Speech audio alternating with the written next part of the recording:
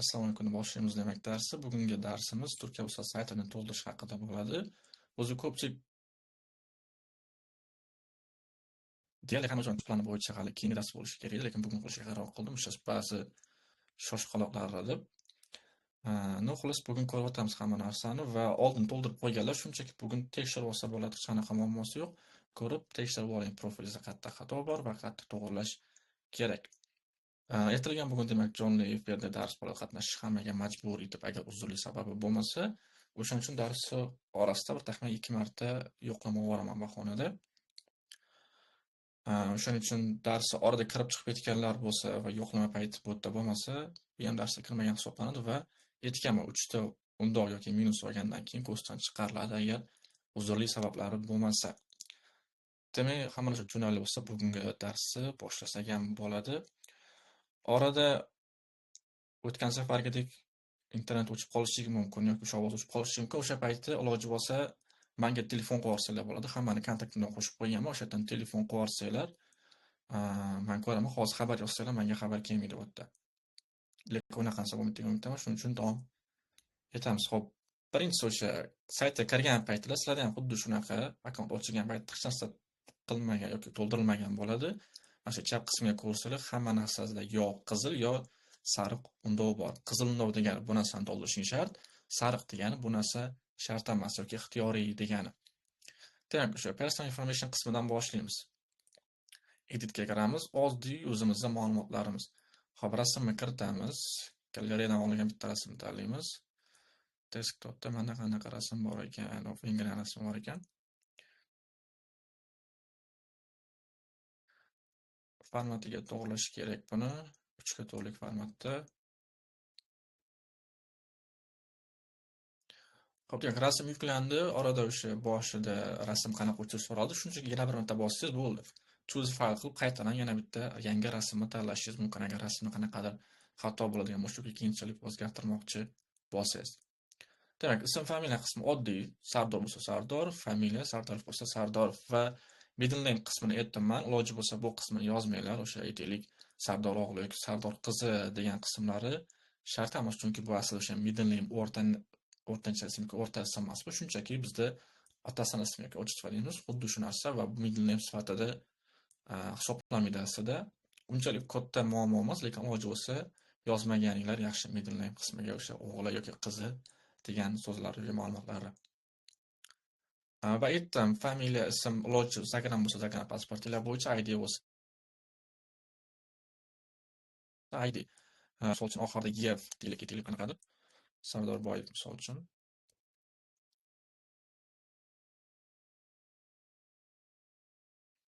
Aytaylik, o'sha oxiri ye bilan tugaydigan holatlarda ko'pchilikda Instagram pasportda o'sha ye tushib qoladi yoki ismida o yoki g'a harflar bo'lsa, u yerda ham o'sha undov tushib qolib o'zgaradi biroz. O'shaning hisobiga iloji bo'lsa Instagram pasport bo'lsa, o'shanga ko'ra, agar yo'q bo'lsa ID pasportga ko'ra bo'yicha to'ldiraverasizlar. Keyinchalik grant yutadigan taqdiringizda Instagram olsangiz, saytni o'zgartirsangiz bo'ladi. Demak, bu yerda Sardorov qo'yamiz. Demak, gender male, female, o'sha male o'g'il bola, female qiz bola, marital status, ya'ni o'zingizda oilaviy holatingiz. Uylanmagan, turmushga chiqmagan, oilali va ajrashgan, qaysi bir to'g'ri o'sha.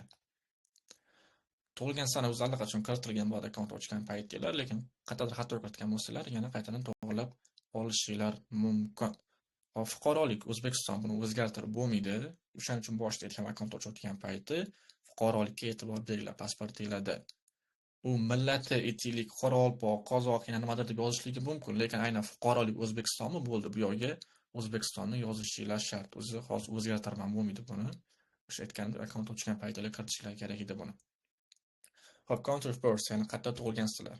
Qaysi davlat? O'zbekiston bo'lsa O'zbekiston, boshqa davlat bo'lsa boshqa davlat. Hop, qayerda? Aytaylik Andijon ekan. Shahrimizni tanlaymiz. Hop, ID endi bu yerda ikki xil holat bor. O'sha Instagram pasporti borlar bo'lsa, pasport o'zini tanlaydi, ID kartasi borlar, ID kartani o'zini. Hozir pasport bo'yicha ko'rsataman. Demak, pasport raqami aytaylik FA 123 45 67. Va buni hamma o'sha pasportini ko'rib topa oladigan bo'ladi. Type of passportga ko'pchilikda P Adashmasam personal, ya'ni o'sha shaxsiy pasport yoki biometrik deb atashmasa o'zbek tilida. Xuddi shu P harfini kiritamiz, bu pasportingizda yozilgan o'zi. Agar kimdir qanaqadir boshqa turli pasport bo'lsa, o'shani harfini yoki o'sha kodini kiritishligi mumkin. Demak, Country Code of Passport bizda O'zbekiston uchun o'zi bo'ladi, boshqa davlatga ham boshqa davlatning o'zini kodi bo'ladi. Hop, va fayl qismiga demak bizni kiritamiz. Demak, Word dokument qabul qilmas ekan. Hop. Bu yerdan nimadir yuklab olaman endi. Menimcha hech kimda bunaqa ikkinchi fuqarolik degan mavzu yo'q. Agar bo'lsa, uni ham kiritib ketasizlar. Keyin bu yerga religious belief, menimcha hammada islom bu. Islomni qidirsanglar chiqadi.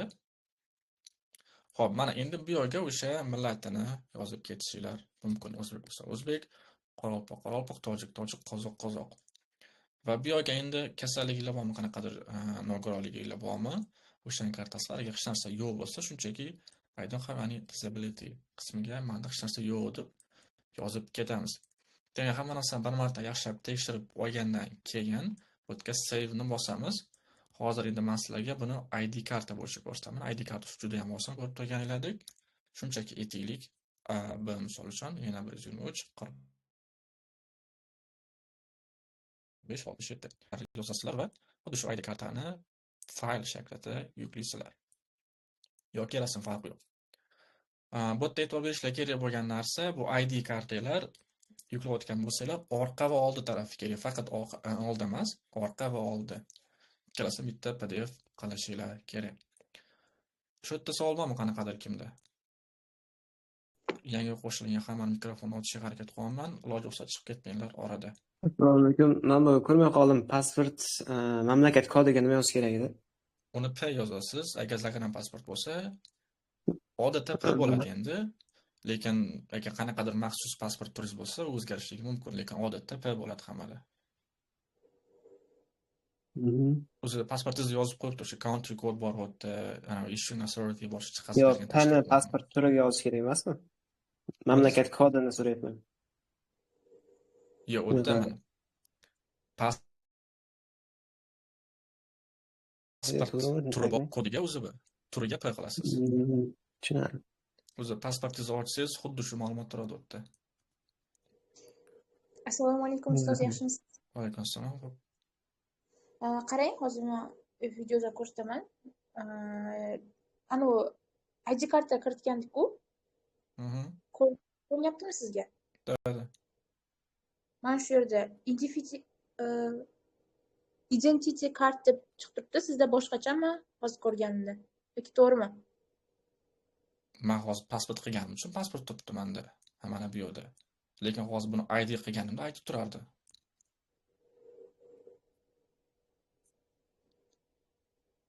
Hozir menda to'g'ri turibdimi deb. Bu yerda ham hozir identity card turibdi. Bo'ldi. To'g'ri, ya'ni nima bo'lsa xatosi yo'qda. Ustoz, qarang, zagrani borlar pasportda tanlaydi, keyin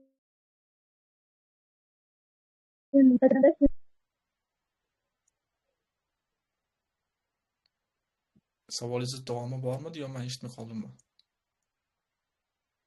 demoqchi bo'lganim, zagran borlar pasport deganini tanlaydi va boshqa ikkalasini PDF qilib keyin joylaydi demoqchiman. Ovozingiz nimagadir menga past kelyapti, lekin menimcha telefonda zvuk past bo'lishi mumkin, bilmadim.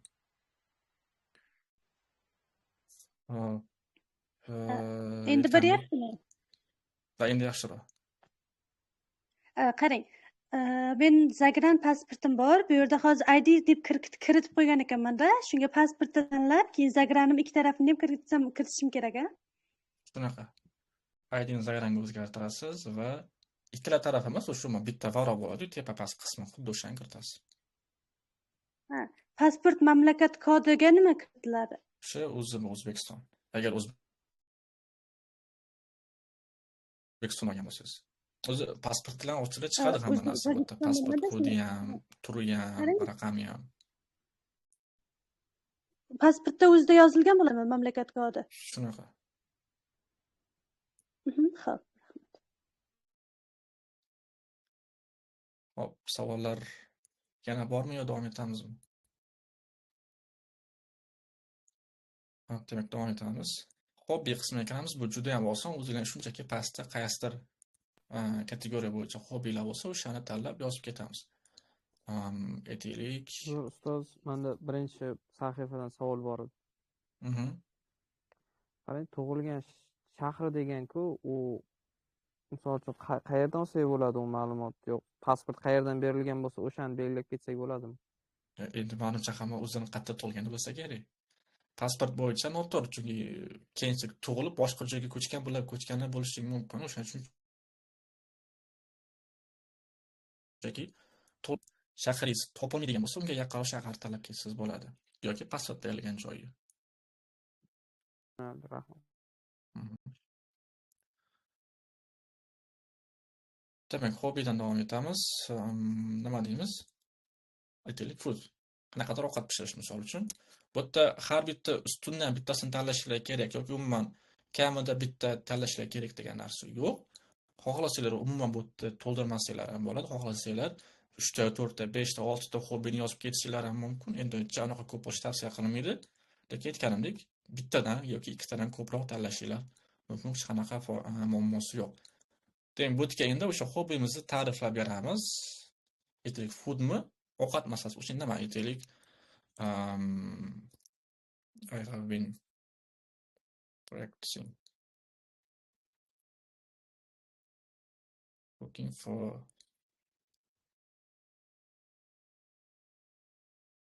let's say 5 years till now. I have nima desa bo'ladi? The chance to try, let's say 6 different countries. Misol uchun, adashmasam bu yerda ES bo'ladi.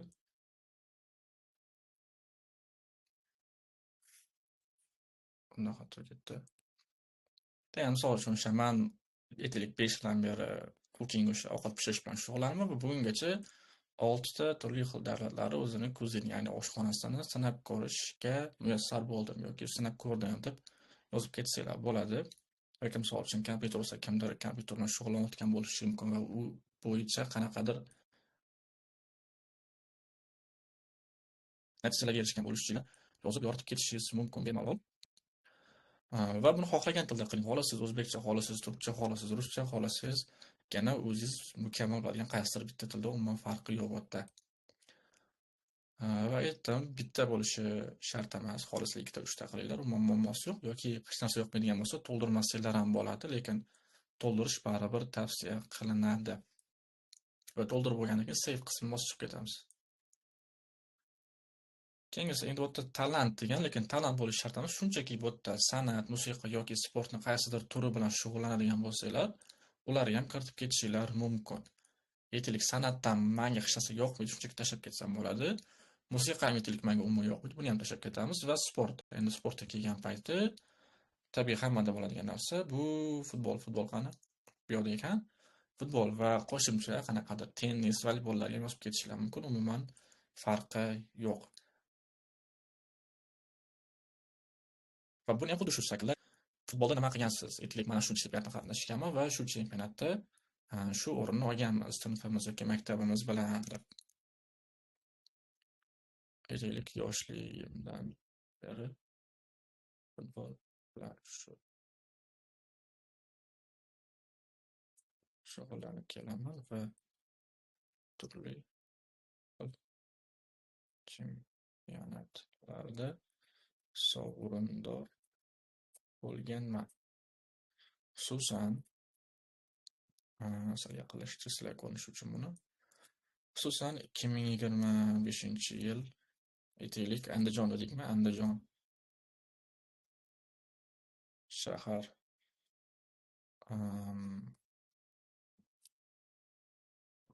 18-20 yoshli bolalar futbol turnirida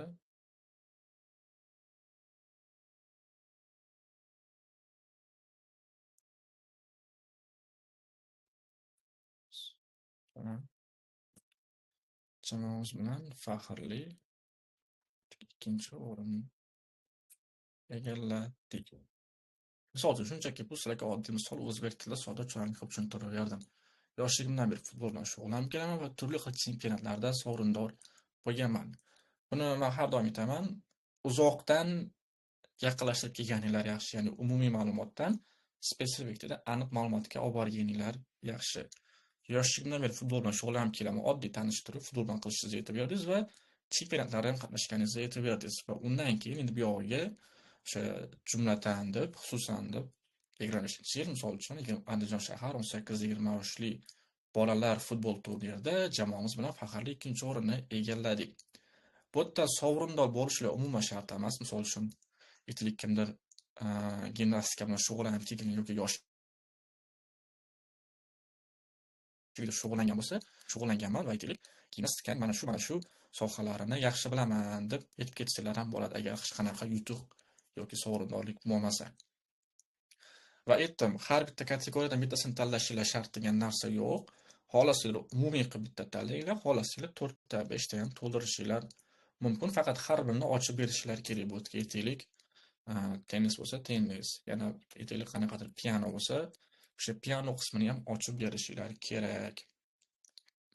Va iloji bo'lsa, hamma shunaqa necha yildan beri shug'ullanib kelaman demasdan, uni o'rniga boshqa qanaqadir gaplar bilan boshlab bersanglar ham bo'ladi. Bu mutlaqo o'zingizlarning yaratuvchanliginglarga bog'liq. Qanchalik ko'p ajralib tursanglar boshqalarda, shunchalik o'tish ehtimolingiz yuqoriroq bo'ladi. Menimcha bu ham tushunarli. Va oxirida save qilish esdan chiqmasin, bo'lmasa hamma shunchaki kuyib ketadi. Demak, shu yerda savol bormi kimdadir? Xo'p, savollar yo'qsa shu yerda yo'qlama olamiz. Shunchaki mana lichkamga kirib, plus tashlashsalar bo'ldi. Plus tashlab qo'ysalar, keyin davom etib ketamiz.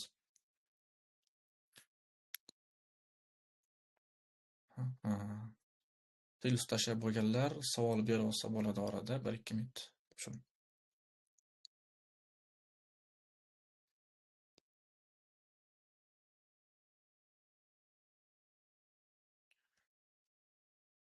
Xo'p, hamma plus tashlab bo'lgan bo'lsa, davom etsak ham bo'ladi. Aytganimdek, tashlamaganlar 1000 darsda bo'lsa ham yo'q hisoblanadi, chunki menga plus tashlamagan va men har bir orada kirib tekshirib o'tira olmayman, kim kirgan, kim kirmagan deb. Demak, endi o'zimizning kontakt ma'lumotlarimiz yoki bu yerda adres ma'lumoti desam bo'ladi aniqroq qilib. Bu yerda ikkita qismi bor, ko'rib turganinglardek, current, ya'ni hozirgi qismi bor va agar siz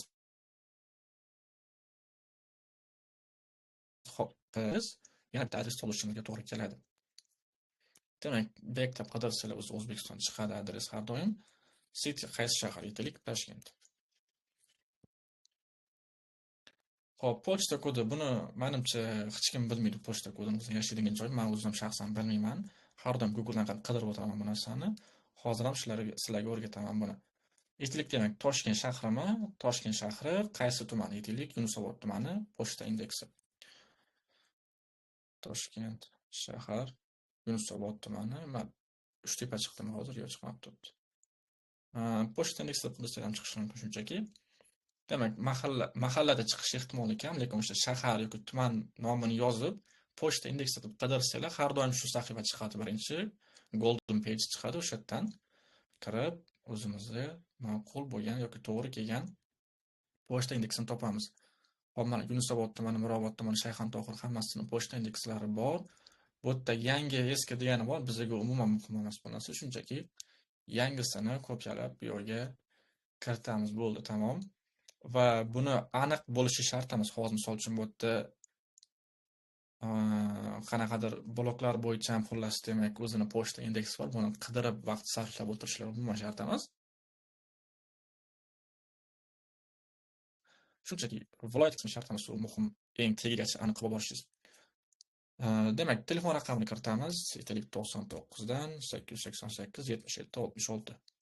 Va bu yerga agar ikkita telefoninglar bo'lsa, ikkinchi raqam, agar bo'lmasa yana bitta xuddi shu raqamni kiritib ketsanglar bo'ladi. Qanaqa muammosi yo'q. Demak, ko'cha adresimiz o'zimiz adresimiz, aytaylik 1-4 Va bu yerda bitta imloviy dars o'tib ketaman bahonada. Iloji bo'lsa shunaqa adreslar yozayotgan payti ko'cha, shahar nomlarini har doim birinchi harfni katta harf bilan boshlanglar. Ba'zilar yakka to'rtta kichkina y bilan boshlab ketadi. Bu ham kichkina imloviy xato, lekin o'sha katta y da qilishingiz sizni imlo qoidalarini bilishingizni ko'rsatib beradi. Va bu yerga yakka tut ko'chasi yoki qanaqadir bitta nomlar yozish shart emas, shunchaki ko'chani nomini o'zini yozib qo'yishimiz mumkin. Yakka tutni o'zi. Hop, endi building egalari uchun 2021-don va 7-xonadon agar uchastkada, ya'ni o'sha oddiy uyda yashasanglar, bu yerga uy raqamini yozib, bu yerga 0 qo'yib ketishinglar mumkin yoki xuddi shu raqamni qaytadan yozishinglar mumkin. Uni deyarli muammosi yo'q sizlarga. Demak, endi agar biz aytdim hozirgi deb, agar sizni propiskangiz, ya'ni o'sha rasmiy turar joyingiz hozirgi yashayotgan joyingizdan farqli bo'lsa, yana bitta xuddi shunaqa joyni to'ldirishimizga to'g'ri keladi. Demak, endi bu o'zimizni propiska doimiy yashash manzilimizni kiritamiz bu yerga va tepaga aytganimdek current, ya'ni hozirgi ma'lumotimizni kiritamiz. Bu kimlarda bo'lishi mumkin? Asosan o'sha magistrda, bakalavrda student Toshkentda o'qiyotganlarda bo'ladi. O'sha viloyatdan talabalar Toshkentga vaqtinchalik o'qish uchun keladi. Bunaqa holatda siz Toshkentdagi yoki o'sha boshqa viloyatga, shaharga borib o'qiyotgan adresingiz birinchisi bo'ladi. Tepada kiritganimiz va propiskangiz bo'yicha adresingiz pastda bo'lishi kerak. Endi aytaylik, o'sha andijonlik aytaylik, Andijonda tug'ilgan odam mana Toshkentga o'qishga boryaptimi, demak, birinchi tepadagi qismiga current hozirgi o'qish joyi, ya'ni Toshkentdagi adresini kiritadi va pastiga o'zini payti o'rtasiz. Pochta elektron hozir o'zim to'qiyman shunchaki, lekin sizlar o'zingizlar topib yozib kiritishingiz kerak bo'ladi. Yana o'sha ko'chani nomi aytaylik, endi Yakkabog' deylik. Va mana bitta o'sha G yoki O harflari tepasiga tutuq belgisi ham tushib qoladi bu yerda, undan muammosi yo'q. Yakkabog' aytaylik 21-xonadon va uy bo'lganligi uchun 0 qilib ketsak ham bo'ladi yoki 21 o'zini yozib ketsak ham bo'ladi. Bu yerga xohlasanglar yana o'sha raqamni qaytadan yozib ketinglar, hech qanaqa muammosi yo'q bu yerda. Demak, endi aytayotdi, siz tepadagi adresda qancha vaqtdan beri yashab kelyapsiz, ya'ni tepadagi degani mana shu eng birinchi kiritganimiz. Bu studentlar uchun 4 yil bo'lishi mumkin yoki shunchaki propiska bo'yicha boshqa viloyatda tug'ilib, o'zi boshqa shaharda vaqtinchalik ish uchun yashab yurganlar ham bo'lishi mumkin. Xullas, o'sha muddatda kiritamiz. Aytaylik, talabalar Toshkentda yashayotgan bo'lsa, 4 yil bo'ladi taxminan. 4 yil. Agar hech qanaqa adreslar o'zgarmagan bo'lsa, aytaylik, Toshkentda tug'ilib, Toshkentda o'qiyotgan yoki aytaylik, Navoiyda tug'ilib, Navoiyda o'qiyotgan odam bo'lsa, bu qismini petitsiya qilishi shart emas, shunchaki tepaga o'zini propiska bo'yicha adresini kiritib ketsanglar bo'ladi. Va pastda o'zingizni ijtimoiy tarmoqlar qismi bor, bu umuman kerak emas va menimcha orada kimdir Facebook yoki Twitter ishlatadi deb o'ylamayman ham. Va agar bu shunchaki shaxsiy akkaunt bo'lsa, umuman shart emas. Aytaylik, kimdir Facebookda haqiqiy bitta blogi bo'lsa, buni Facebookga kirib ketish mumkin yoki Instagramda, YouTube'da qanaqadir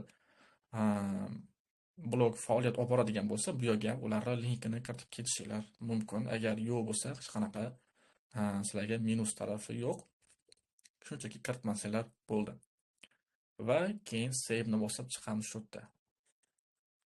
Demak, shu yerda aynan adres qismi bo'yicha savollar bormi kimdadir?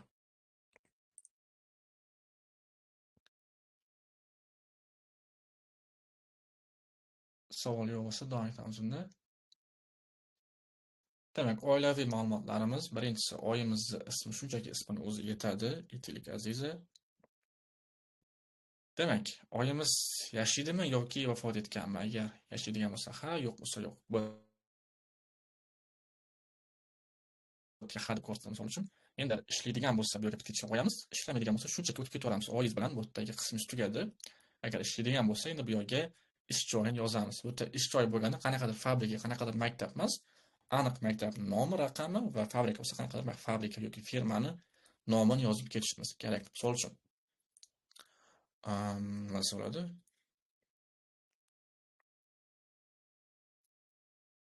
Yoshlik xususiy maktabi misol uchun hayolimga kelgan narsa shu bo'ldi.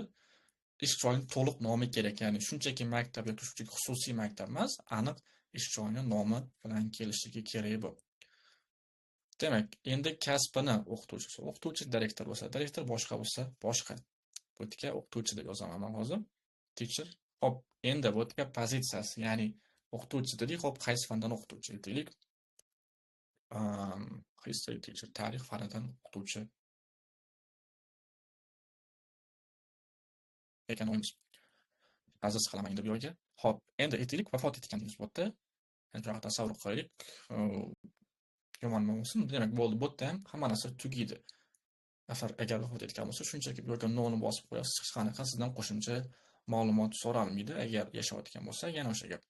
Ishlaydimi yoki yo'q, ishlaydigan bo'lsa, птичка, yo'q bo'lsa, shart emas. Demak, endi number of siblings, ya'ni sizdan tashqari oila a'zolaringlar nechta, ya'ni opa-singlingiz yoki aka-ukangiz nechta bor? Aytaylik, 2 ta.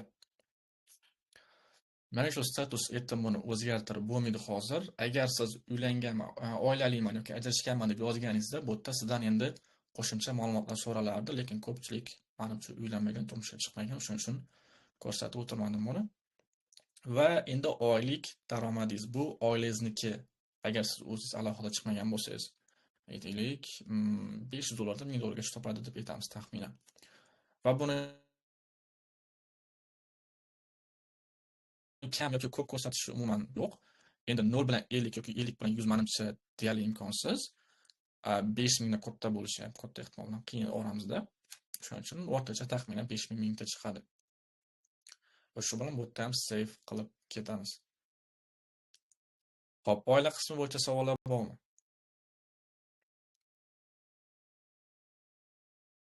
Yo'q, hammasi tushunarli. Bo'lmasa davom etamiz. Demak, ta'lim ma'lumoti ana shu eng muhim qism, bu yerga yaxshilab e'tibor beramiz. Agar siz bu yerda hozir bakalavriga topshirayotgan bo'lsangiz, mana shu ikkalasi ham shart sizlarga, middle school va high school. Agar siz magistrga topshirayotgan bo'lsangiz, faqat high school va bachelor's degree qismi yetadi sizlarga. O'shaning uchun tushuntirib hozir. Va oranglarda o'sha litsey, kollejda o'qiydiganlar bo'lsa, ular ham shunchaki mana bu associate degree qismiga emas, oddiy high school qismiga kiritib ketsanglar ham bo'ladi. Bu associate degree degani universitetlarning o'zidagi kasbiy maktab. Bizning O'zbekistondagi nima? O'sha xususiy davlat kollej litseylari mas'ullar. Demak, bakalavr uchun ko'rsatib beraman. Hozir middle school bu o'zingizni 9-sinfgacha borgan davlatingiz, maktabingiz. O'zbekiston, Andijon shahri va maktabingiz bu yerda chiqishligi mumkin raqami, chiqmasligi ham mumkin, qadab ko'rasiz. Agar chiqmaydigan bo'lsa, dear yoki other degan qismi bor, o'shani tanlashingiz mumkin. Agar chiqadigan bo'lsa, o'shani tanlab ketasiz. Demak, status hammada tugatgan bo'lishi shart bu, chunki 9-sinf allaqachon tugatgansiz siz. Demak, boshlang'ich sana, ya'ni 1-sinfga qachon borgansiz? 2008lar adashmasam, bu yilgilar bo'lsa, 7 ni qo'shsak 2015 borasizlar adashmasam. 2015 sentyabr, aytaylik 7-si. Aniq sanasi bo'lishi shart emas, yilni o'zi muhim bo'lsa bo'ldi, yetadi. Va tugatish, ya'ni 9-sinfni qachon tugatgansizlar? 15 bo'lsa, 9 ni qo'shsak 24 adashmasam. 24 may 25 misol uchun. Demak, baho turi menimcha hammada 5lik sistemada qo'yiladi baholar va bu yerga o'zingizni 9-sinfni bitirayotgan payti berilgan shahodatnomadagi o'zingizni o'rtacha bahoyingizni kiritasiz. 5 bo'lsa 5, turi nechadir bo'lsa, o'sha nechadirni kiritish. Aytaylik, turi 70. Va bu yerda e'tibor bering, turi 70 bor va turi 7 ni o'zi bor, mana 07. Siz 07 qilib ketmang, 70 qilib keting o'sha yerga. Va diploma degan qismiga o'sha shahodatnomani o'zini yuklaymiz. Transkript qismiga ham xuddi shu narsani yuklab ketaveramiz. Va endi siz o'sha o'qiyotgan paytingiz qanaqadir yutuqqa erishganmisiz yoki yo'q, ya'ni 1-sinfdan 9-sinfgacha bo'lgan muddat davomida ha bo'lsa ha, yo'q bo'lsa shunchaki tashlab ketasiz. Agar ha bo'lsa, qo'shimcha ma'lumot so'raydi sizdan bu yerda. Demak, bu qanaqa miqyosda bo'lgan, ya'ni shahar miqyosidami, davlatmi, maktabmi yoki viloyat?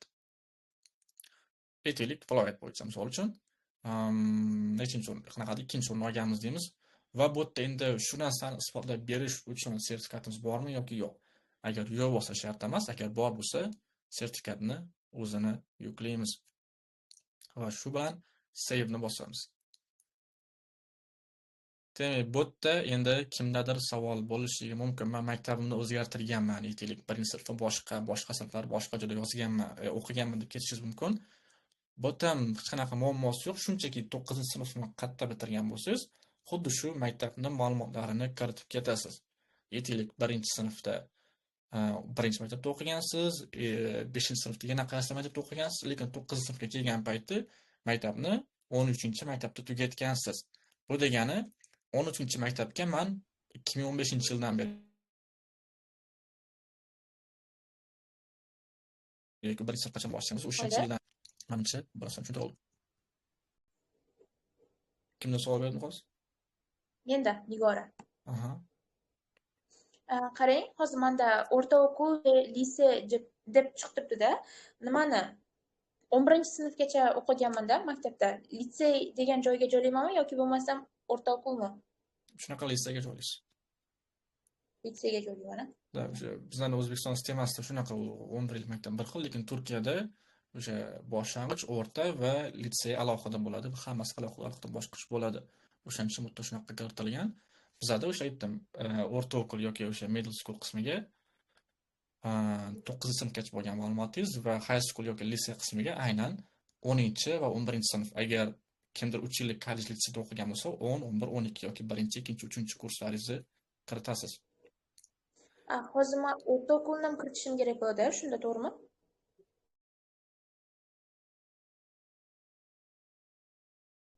Bakalavrichalar bo'lsa, faqatgina litseyni yoki high school o'zi yetadi.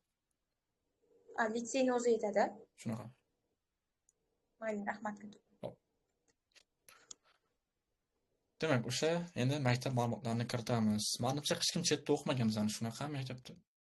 Yo'q, kimdir o'qib kelganmi? Savolim bor edi men ham. Mening maktabim, o'qigan maktabim chiqmayapti-da. Mana bu sistemada raqamini yozsam, nima qilishim kerak men shunda? Mana shu hozir dear degan qismi bor, o'shani belgilaysiz yoki otherni qidirsangiz ham chiqadi. Menda other yoki pair shunaqa chiqmayapti-da, shuni qilay U deyaptim. bo'lishligi shart, u bo'ladi har doim. Unda qidirib ko'rsangiz ham bo'ladi. Chiqishligi aniq, u chiqishi shart.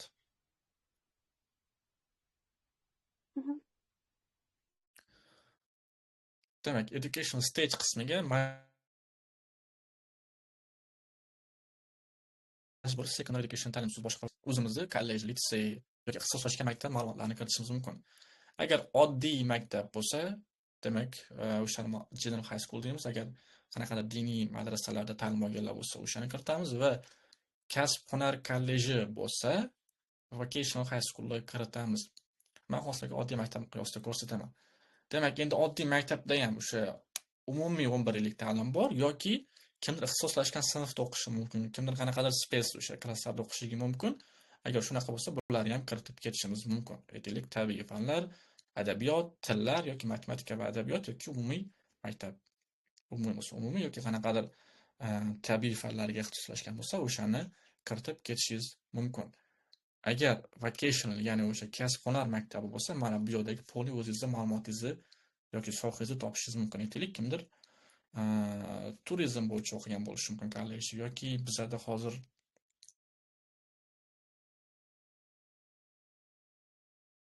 tekstil bo'lsa uchun yana nima bor bu yerda?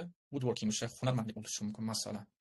Xolos, shuni ham kiritib ketamiz va buni umuman hozirgi topshirayotgan yo'nalishingizga ta'siri yo'q. Ya'ni bu yerda kimdir qanaqadir woodworking o'sha o'zbekchasini nima dedim hozir? Xolos, shu sohada o'qib turib, bu yerda men iqtisodga topshirmoqchiman, tibbiyotga topshirmoqchiman desa, uni hech qanaqa muammosi yo'q. Ya'ni maktabda qaysi sohani yoki fanni o'qiganingiz sizga umuman negativ ta'sir qilmaydi va pozitiv ham ta'sir qilmaydi menimcha. Status endi bu yerda o'qiyotganlar bor va tugatganlar bor. Tugatgan bo'lsa, boshlang'ich sana, adashmasam 24 sentyabr deymiz. Tugashi 26-yil. Bu tugatdi degan ekanman, 25 qilamiz unda. 25, aytaylik 28 agar o'qiyotgan bo'lsangiz, bu yerga 26-yilni ham kiritishingizga to'g'ri kelardi. Demak, baholash sistemasi yana o'sha 5lik sistema menimcha hamma va GPA hisoblash topshirishingiz bo'yicha kiritishingiz mumkin. Diploma qismiga yana o'sha 10 sinf bitirayotgan payti sizga berilgan attestатni yuklaysiz.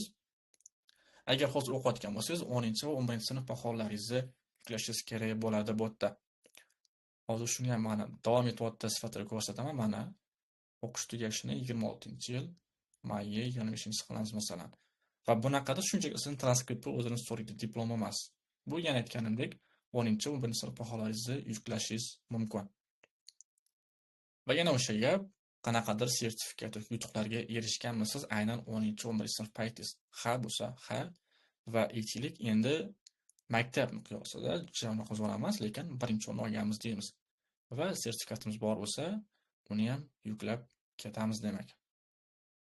Va bu yerga save Endi mana qilamiz. shu yerda savol bor edi. Aha. Men ham oldin qiziqib bir to'ldirib chiqqandim. O'shanda pasrog'ida bor qanaqadir activitiesmi degan joyda. Yaxshi ishlayaptimi? Shunday hozir yaxshi. Mana shu social activities ularda ham xuddi shunaqa kategoriya borda, qanaqa musobaqalar yoki bo'lmasam aktivitelarda qatnashgansiz, sertifikati bormi deb. Ikkalasiga ham bir xil yuklasak bo'ladimi? Muammosi. Tushunarli. Faqat botpeni bitta yuklab olasiz, bu social activities qismiga siz xohlagancha yuklayverasiz. Bitta deb qachon aytyapsiz? Misol uchun bir nechta musobaqa bo'lgan bo'lsa, Bu yo'lga aynan mana shu o'sha maktab ma'lumotini kiritayotgan paytingiz faqat bitta yuklab olasiz va bunaqa paytda eng yaxshisi qaysi bo'lsa o'shani yuklab keting agar birdan ortiq bo'lsa.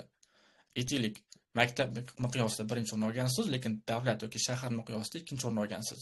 Bu yerda qaysi biri yaxshiroq? Tabiiy shahar miqyosida ikkinchi o'rin olganingiz yaxshi, chunki bu yerda raqobat kattaroq va ko'proq odam orasida siz ikkinchi o'rin olgansiz.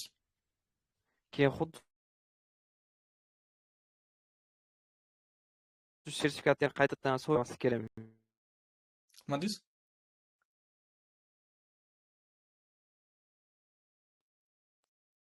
Ovozingiz uzilib qoldi lekin oxiridan menimcha. Menda hammasi yaxshi menimcha.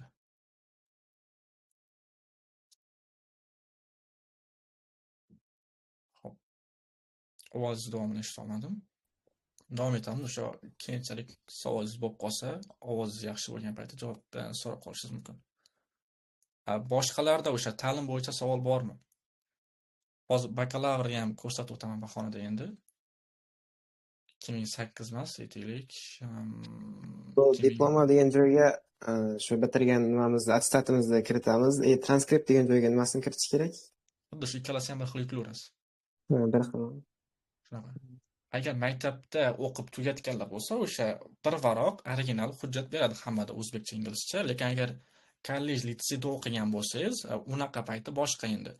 Unaqa payti hozir mana shu ko'rsatay. Diplomga diplom va transkriptga ilova o'sha baholaringiz bor qismini kiritib ketishingiz mumkin. Bu o'sha faqat kollej, litseyda o'qiganlarga aloqador. Oddiy maktab tugatganlarga menimcha har doim oddiy qog'oz shaklida, bitta varoq shaklida shahar yangilar uchun hozir bakalavr o'qib magistrga topshirayotganlar adashmasam attestat shaklida 4-5 varoqli bo'ladi. Bu yerda hammasini bitta PDF qilib yuklab ketaverasiz, ikkalasini ham bir xil qilib. Yoki o'sha kollej, litsey diplom bo'lsa aytdim. Diplom qismiga diplom, transkript qismiga o'zingizni diplom ilovangizni kiritib ketasiz. Hop, savollar bormi yana? Keyin boshlang'ich tarixi va bitish tarixi berilmish. Ya'ni ana shu yerga qachon o'qishga birinchi sinfda borganimizni yozamizmi yoki 10-11 ni hisoblab yozamizmi? Buni aytdim, agar high school qismi bo'lsa 10-11. Agar bu yerdagi middle school qismi bo'lsa 1 dan 9 gacha. Bo'ldi, rahmat.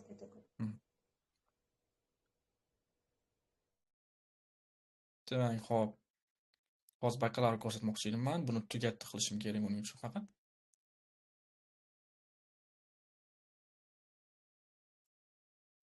Demak, bakalavrichilar ma'lumotini bu yerga kiritamiz va eslatma aytdim, men associate degree qismiga hech narsani kiritib o'tirmanglar. Bu sizlarga umuman kerak emas.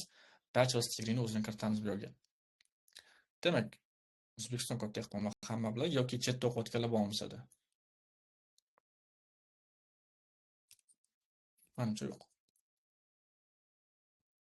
Hop, Toshkent qilamiz shahar. Agar Toshkentda o'qiyotgan bo'lsangiz, kimdir menga universitetini ayta oladimi?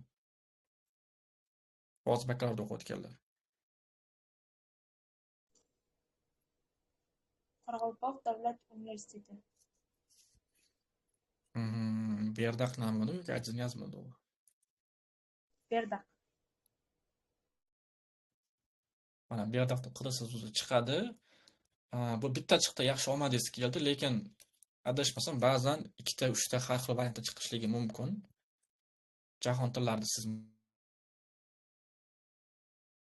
misol uchun Jahon tillari universiteti, O'zbekiston davlat jahon tillari universiteti yoki yetaklik inglizcha olsangiz, inglizchasi ham chiqadi hozir. Mana inglizcha olsangiz bitta, 2 ta, 3 ta, 4 ta, 5 ta, 6 ta, 7 ta, 8 ta, xullas chiqib ketaveradi bu narsani, chunki qaysidir bitta narsa ishlamaydigan, mana bitta universitet chiqmaydi degan payti diğer qismini yozib ketgan va o'shaning hisobiga ba'zi universitetlar birdan ko'p har xil tillarda bo'lishligi mumkin. Hozir omadingiz keldi. Bu yerda yozgan payt o'zi bitta chiqdi, lekin menimcha Qoraqalpoq deb qidirsak hozir inglizchani chiqib qolishligi mumkin. Qoraqalpoq State. Mana bu yerda Qoraqalpoq State University, Qoraqalpoq State University, Qoraqalpoq State University nima tabdir bu yerda. Maslahatim o'zbekcha varianti eng to'g'risi. Qoraqalpoq davlat universiteti Berdaq nomidagi davlat Qoraqalpoq universiteti va faqatgina birinchi harflar katta va o'shasi katta ehtimol bilan haqiqiy varianti bo'lib chiqadi. Lekin degan joyi bor. Siz fakultetingiz qaysi hozir bo'ldi? Fakultet va yo'nalish.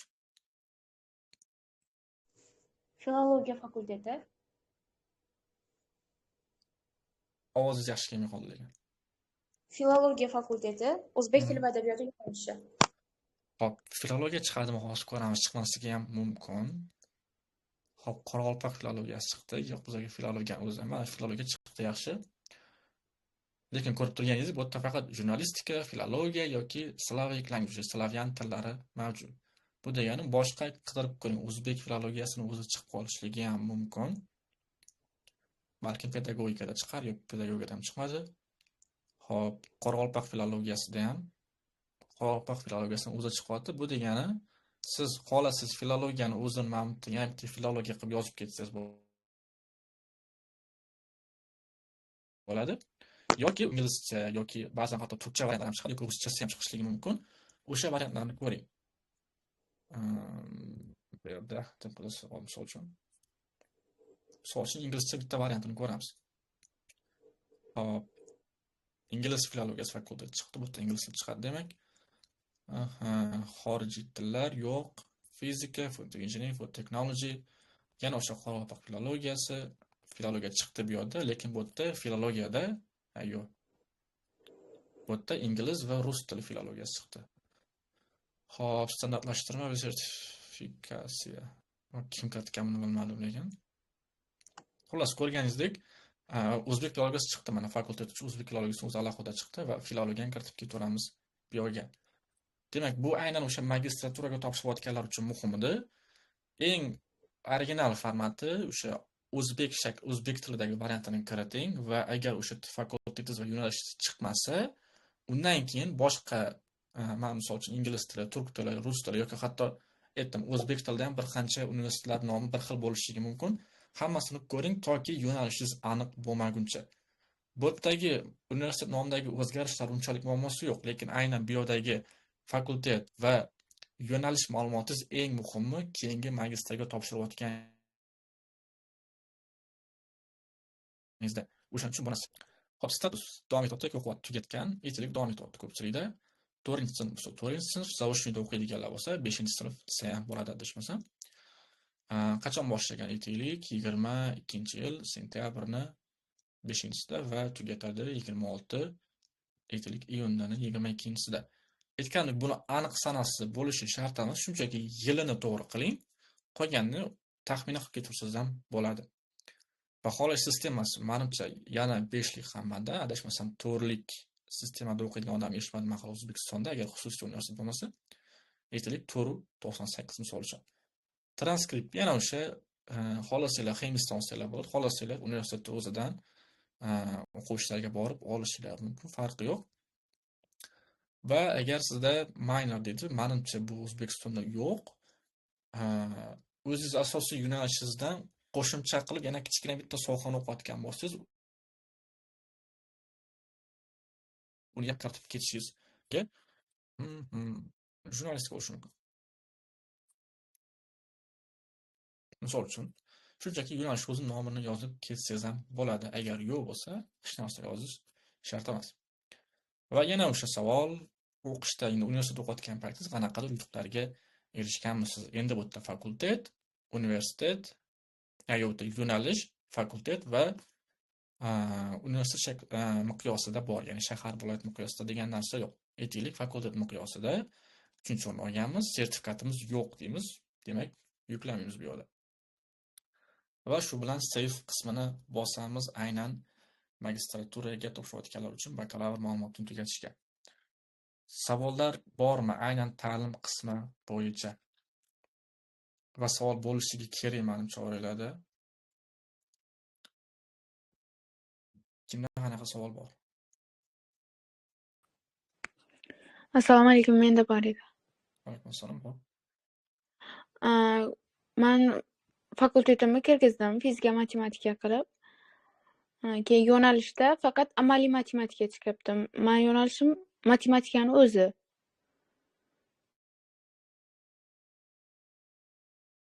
Buni bo'lmasa Shu. siz ham yoki matematikani o'zini kiritsangiz ham sizga faqat bitta bir xil yo'nalish chiqazib beradi magistrga topshirayotganingizda. Va uni hozir oxirida ko'rsatib o'taman. Bitta o'sha nima deydi, eslatma yozadigan qismi bor, o'sha yerda yozib ketsangiz bo'ladi uni. Matematikani o'zini tanlashning iloji yo'qmi? Demak yo'q, chiqmagan bo'lsa afsuski yo'q. Yoki yerdan o'sha boshqa tillarda inglizchasini, turkchasini, ruschasini qilib qo'ying, chiqishligi mumkin va o'sha yerdagi matematika fakultetida matematikani o'zi bo'lishligi mumkin. Agar yo'q bo'lsa, amaliy matematikani o'zini tanlab kelsangiz ham bo'ladi. Rahmat. Va yana bitta, misol uchun hozir o'zbek filologiyasi chiqmadi, misol uchun. Shunchaki bu yerga not listed degan qismga yana bitta qidirib ko'rsangiz bo'ladi. O'zbekda qidirib ko'rasiz misol uchun. Demak, o'zbek yoki osonroq. Shakilda qidirib ko'raylik. Chiqmayapti.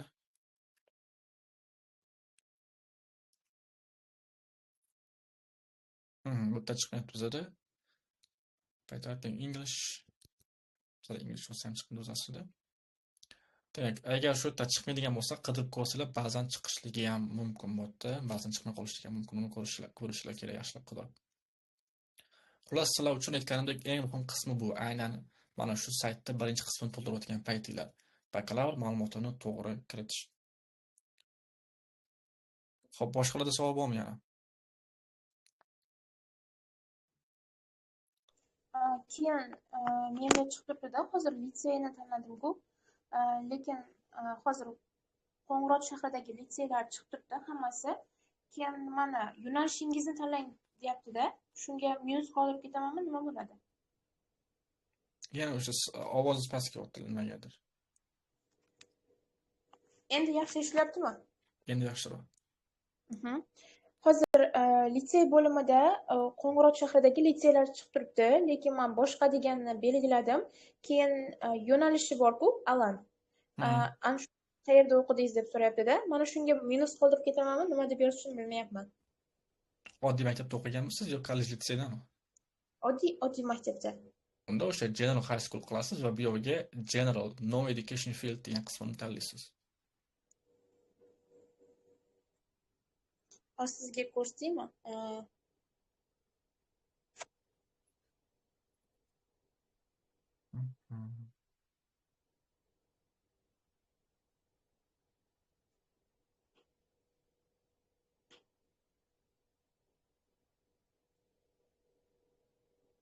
Mana shu joy to'ldirishni bilmayapman. Siz chunki tepadagi maktabni tanlamagan ekansiz, o'shaning uchun chiqmayapti asosida. Mana tepada sechiniz bo'lib turibdi sizda, diğer qismiga o'tmagan u. Aza deb qidirsangiz chiqadi o'zi deya degan joy. O'shani tanlaganingizdan keyin bu yoqqa davom eta olasiz. Mayli, rahmat kattakon. Aha. Hop, savollar bormi yana? Yo'q bo'lsa davom etamiz. Inglizcha davom etaylik. Hop. Demak, native language manimcha hammada o'zbek tili bu. Agar qanaqadir boshqa tillaringiz bo'lsa, o'shani kiritib ketishingiz mumkin. Hop, endi qo'shimcha tillarimiz bu o'sha IELTSchilar yoki turk tilchilar nima deydi qismi desa ham bo'ladi. Ingliz tilini kiritamiz. Bu maslahatim IELTS bo'lsin, bo'lmasin yoki TOEFL bo'lsin, bo'lmasin, ma'lumotingizni kiritib keting. Hech qanaqa sertifikatingiz bo'lmasa ham. Aytaylik, sertifikatingiz yo'qmi? Qanaqa boshlang'ichmi, o'rtami yoki yuqorimi? Umuman bilmaysizlarmi, hech bo'lmaganda boshlang'ich qilib ketavering. Chunki menimcha hamma IEM UR degan narsani biladi hech bo'lmaganda. Beginner qilishingiz mumkin. Yoki o'sha IELTSdan sertifikat olgan bo'lsangiz, o'tka sertifikatim bor deysiz va endi tanlaysiz O'zbekiston sharoitida faqatgina IELTS va TOEFL IBT qismi bor. IELTS bo'lsa IELTS, TOEFL bo'lsa TOEFL, aytaylik IELTS. Demak, imtihon qachon? 24-yil oktyabr 22-si misol uchun. Endi necha olganmiz? Aytaylik 7. 7 ni o'zi bo'lsa, ya'ni yarimi bo'lmasa 0 ni o'zini tanlaymiz.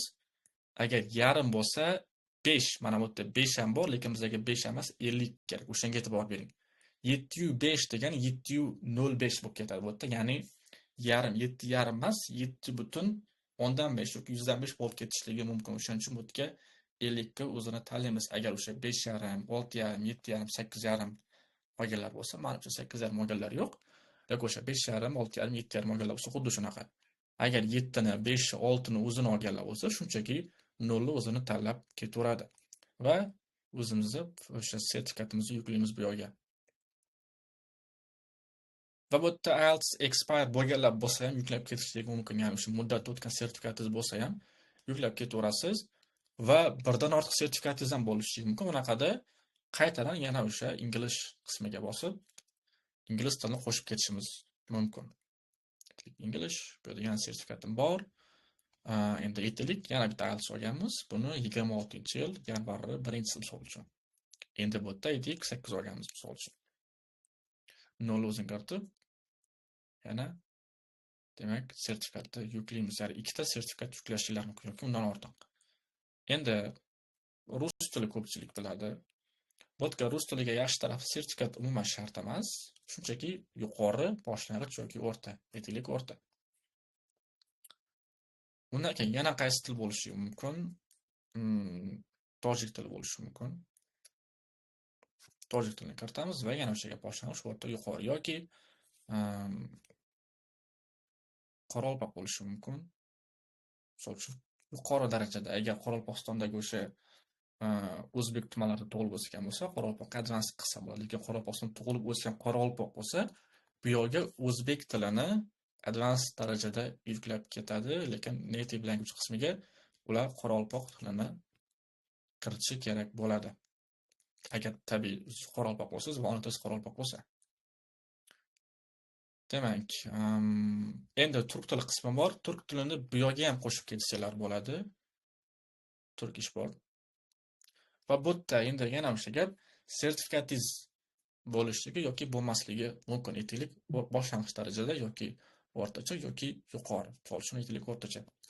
Va bu qismida sertifikat so'ralmaydi sizdan. Lekin mana shu Turkish language skills degan o'zi alohida qismi bor. Bu yerga to'ldirish endi qanaqa? Agar turk tilini bilsangiz, ha, bilmasangiz yo'q. Maslahatim, bilmaydigan odamlar ham ha deb ketaversin, chunki turk tili bizga yaqin va menimcha hamma uni boshlang'ich darajada biladi. Demak, endi degan savol bor. Turk tilini ikkiga bo'lamiz. TYS bilan biladiganlar bor yoki turk tilini o'zini biladiganlar, lekin sertifikat yo'q. TYS yo'qda, aytaylik, SEFR yoki yana qanaqadir uchinchi satr olgan sertifikatlari bor. Bunaqa holatda siz sertifikatim yo'qni tanlaysiz va o'rtacha darajasiga kiritasiz. Boshlang'ichmi, yuqorimi, boshlang'ichmi yoki o'rtachami?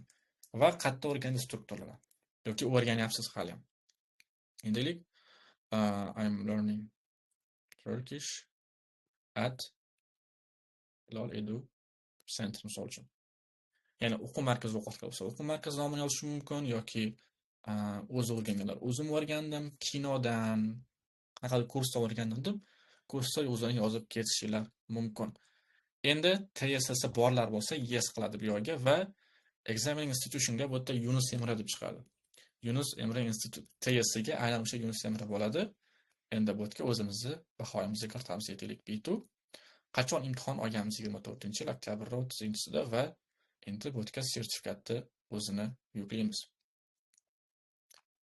Xo'p, aynan o'sha til detallari bo'yicha savol bormi kimdadir?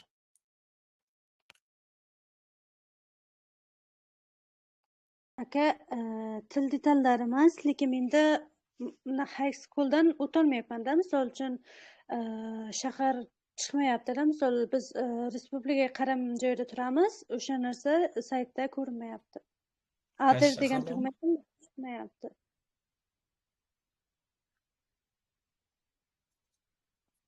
Shahar Bir nomi ekran qaysi? ulashib ko'rsataymi?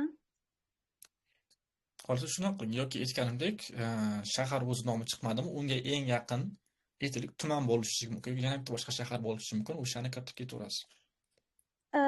O'shani kiritganimda ham mana bunday chiqmayapti-da. Misol mana Dushanbeni kiritdim. Dushanbe misol o'zim 29-maktabda o'qiganman, lekin 28ni tanlasam bu bar nima bo'lyapti-da. Keyin 1-9-sinfgacha boshqa maktabda o'qiganman 154 ta. O'shani yozsam chiqmayapti-da mana.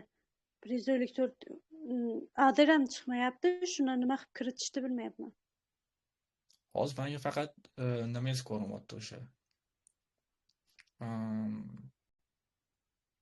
28 maktab kiritganmiz, o'sha ko'rinyapti. Ha, shu yerda chiqmayapti, lekin bu yerda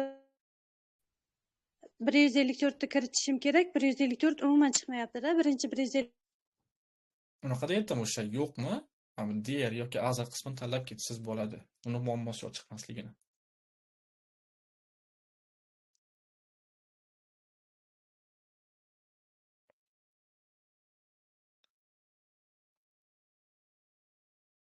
Manimcha internetda muammo bo'ldi yana.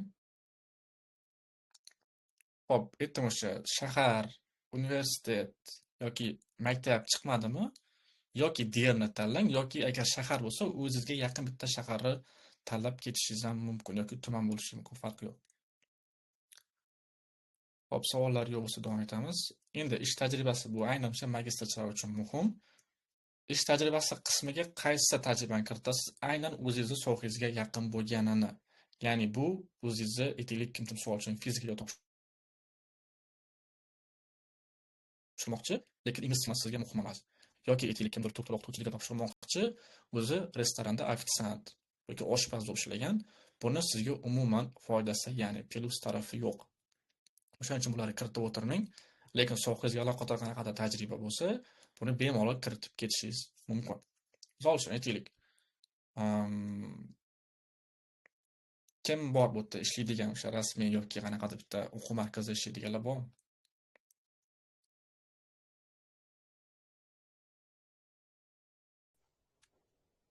Ha, men ishlayman o'quv markazida. Turk tilidan dars beraman. Qaysi o'quv markazi? Step Academy.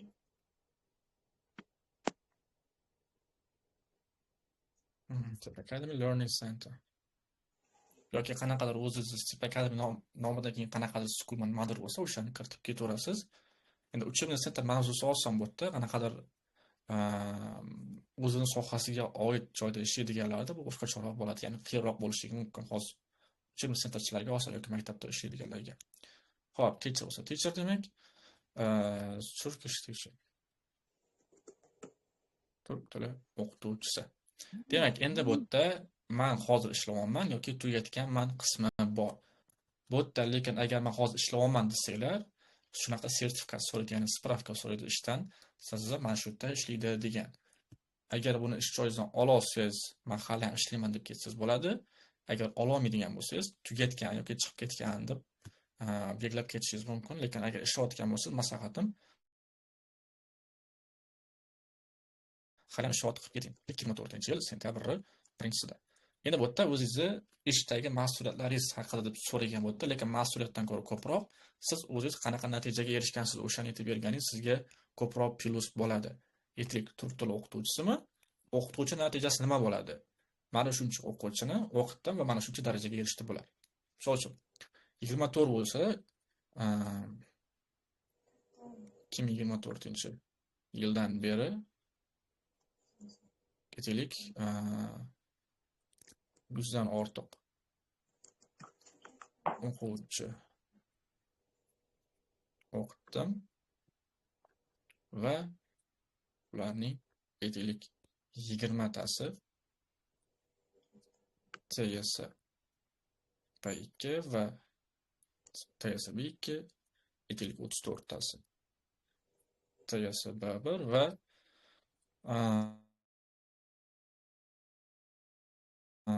qolgan nechta to'r bo'lsa 46 tasi TS A2 sertifikatini qo'lga kiritdi. Bu shunchaki o'qituvchining oddiy misoli. O'quvchilar soni buni biroz orttirishingiz mumkin, faqat bo'rtib olmagan iloji boricha. Ya'ni real son bo'lsin baribir bu ham.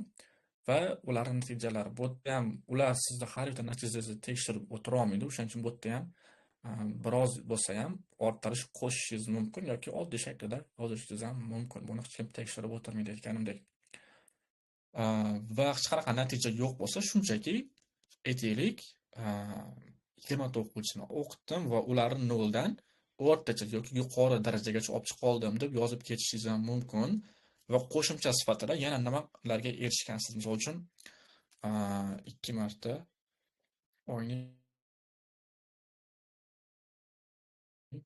lekin agar sizda sig'adigan qilib kamroq yozsangiz, misol uchun 2 marta oyning eng yaxshi o'qituvchisi nomini oldim yoki o'qituvchi sifatida men mana shu narsalarni o'rgandim deb yozib ketishingiz mumkin. Bu o'qituvchilarga juda ham oson, o'sha o'qitdim deb ketaveradi, lekin qanaqadir sohada ishlaganlarga bu qiyin. Misol uchun aytaylik, kimdir bankda staj qilgan bo'lsa, bu bank nomini kiritadi va staj ma'lumotini kiritadi va bu yerga endi stajda nima qilganini kiritib ketish kerak, u detalniy qilib. Nimalar o'rgangan o'sha bankda va qanaqa natijalarga erishdi. Bularga nisbatan qiyinroq, endi o'qituvchiga oson. Xullas, endi muhim qismi bor. Agar men hali ham ishlayapman deb yuklaydigan bo'lsangiz, 3 xil variantimiz bor bizda. Ya'ni aytayotdi, agar siz garant tutadigan bo'lsangiz, ishingizni nima qilasiz? 3 xil variantimiz bor ekan bizda. I'll have to resign from my job. Ya'ni men ishimdan ketaman. Eng ideal varianti menimcha. Chunki hamma qiladi buni. Yoki paid leave degan narsa bor. Bu adashma yo'q. Ya'ni bu yerda agar paid leave qiladigan bo'lsangiz, sizda ishlamagan taqdiringizda ham oyligingiz sizni hisobingizga tushib turadi har oy. Bunaqani yozib ketishingiz mumkin agar siz shunaqa bo'ladigan bo'lsa, yoki men unpaid leave qilaman. Bu ko'pchilik holatda bo'ladi. Men shunchaki ishdan vaqtinchalik ketaman, menga hech qanaqa oylik maosh to'lanmaydi va men o'qishimni tugatib bo'lgach qaytib kelaman ishimga deb yozishingiz mumkin. Va qaysi biri ma'qul yoki ideal degan bo'lsangiz, men 3-chisini ayta olaman bemalol. Chunki agar siz birinchisini qiladigan bo'lsangiz, ish joyidan ketishingiz qaysidir ma'noda negativ ta'sir qilishligi mumkin.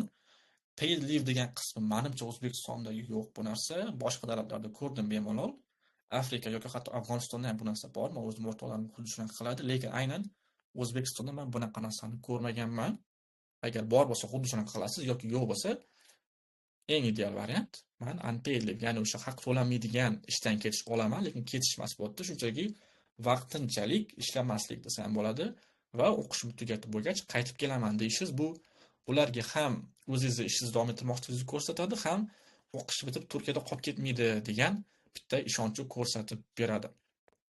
Demak, xohlasangiz shunaqa qilishingiz mumkin. Va agar tugatib bo'lgan bo'lsangiz, ko'rganingizdek hech narsa spravka ham so'ramaydi. Tugatib bo'lgandan keyin nima qilasan deb ham so'ramaydi, hech narsa sizdan so'ramaydi umuman. Va oxirida save qilishimiz esimizdan chiqmasa. Agar demak yana bitta job experience yana qayta ishlagan bo'lsangiz, o'shani ham kiritib ketishingiz mumkin va maslahat beraman, kiritib ketgan hamma ish tajribangizni agar ishingizga aloqador bo'ladigan bo'lsa. Va endi aytaylik, bu ish mavzusi edi. Staj mavzusi bo'lsa osonroq bu. Staj qilganlar bo'lsa, uni ham kiritib ketishligi mumkin. Bu juda ham oson. O'zbekiston, aytaylik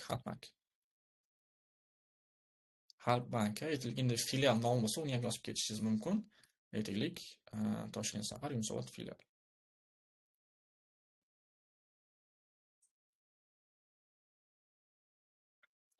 Ish joyi to'liq nomi kerak bizga. Xo'p, demak, necha oy davom etgan? 2 oy, 3 oy, 4 oy farqini misol uchun 4 oy. Endi bu yerda oddiy internshipni yoki staj praktikani mavzusi nima bu yerda? Ya'ni qaysi soha bo'yicha qilgansiz desa ham bo'ladi. Qaysi sohani kiritsa bo'ladi?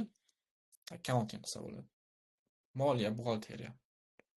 Buni o'zingiz to'liq kiritib ketsangiz bo'ladi va bu yerga aytganimdek, xohlasangiz cho'zib, polni hamma narsasini detalli qilib yozib berishingiz mumkin. Misol uchun deylik, mana shu filialda men o'sha banking bo'yicha yoki yozdik shuni.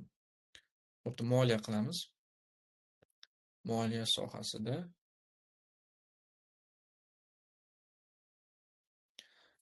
stajim davomida deb o'sha o'rgangan narsamizni yoki qilgan ishlarimizni yozib ketamiz va botga e'tibor bering. ChatGPT yoki boshqa AI'lardan yozdirtirmang buni. Botda bittada bilinadi o'zi yo siz yozgansiz yo ChatGPT yozib bergani. Ya'ni ChatGPT hammasini ideal, mukammal shaklda yozib beradi, odamda tabiiy chiqadi va xato bo'lishiga mumkin va xatosi bilan odam yozganligini ko'rsatadi botda. O'shaning uchun hech qachon botga ChatGPTdan yozib o'tirmanglar. Mana shu narsa qiyinman va mana shu narsani menga CV'mga, rezyumega bo'ladigan shaklda yozib ber desiz. Nahot ChatGPT, Gemini yoki Copilot farqi yo'q, hammasi AI da yozilgan shaklda qilib beradi va buni qabul qilmaydi deya olmayman, lekin aytganimdek AI orqali yozilgani bittada bilinadi. Endi CV qismi o'sha CVni botga yuklab ketasizlar va CV qilish o'zi umuman keyingi darsimiz aslida, lekin aytganimdek ba'zi shoshqaloqlar bo'lganligi uchun ham demak CVni hozircha yuklash shart emas. Aytganimdek ertaga o'tamiz yoki keyingi darsimiz ertaga bo'ladi o'zi.